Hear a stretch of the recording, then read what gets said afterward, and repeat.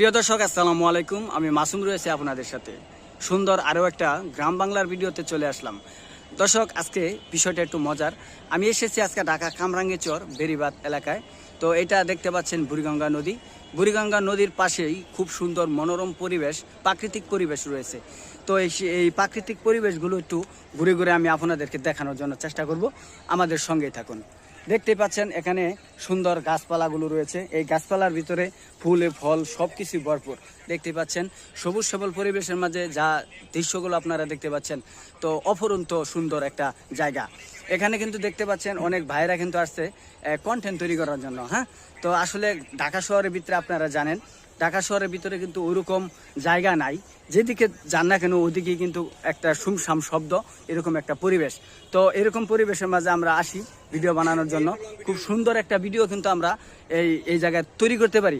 আসলে ঢাকা কামরাঙ্গীরচর এই হাসপাতাল মোড়ে আর কি এরকম একটা পরিবেশে আপনিও যদি আসেন তাহলে দেখবেন মানে খুব ভালো লাগবে। এখানে কিন্তু বিভিন্ন ফুল আছে, বিভিন্ন ফল আছে, বিভিন্ন গাছালি এখানে আছে।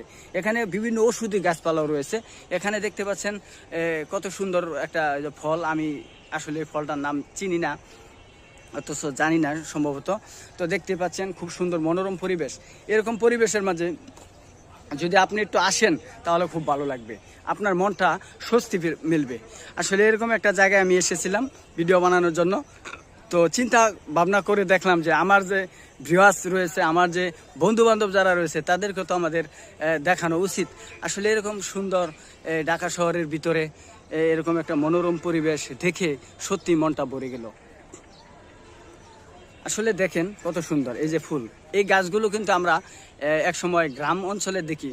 এগুলো আসলে দেখেন, আসলে কি বলবো, এগুলো যদি গ্রাম অঞ্চলে কিন্তু আমাদের কাছে তেমনটা ভালো লাগে না। এই ঢাকা শহরে এই সুমসাম শব্দ, ঢাকা শহরে ব্যস্ততার মাঝে মানে তার মাঝে এরকম একটু সুন্দর ফুল দেখতে পেরে আসলে সত্যি মনটা ভরে গেল। গ্রাম অঞ্চলে যারা থাকে তারা কিন্তু আসলে গ্রামীণ প্রাকৃতিকের সৌন্দর্যের মাঝে কিন্তু তারা সব সময় থাকে। তো সেই কারণে হয়তোবা বেশি একটা ভালো লাগে না। তো আসলে এখানে আমরা এসেছি ভিডিও বানানোর জন্য এসেছিলাম। সুন্দর একটা পরিবেশের মাঝে খুব ভালো লাগলো। এরকম জায়গা দেখে সত্যি অনেক আনন্দকর একটি জায়গা।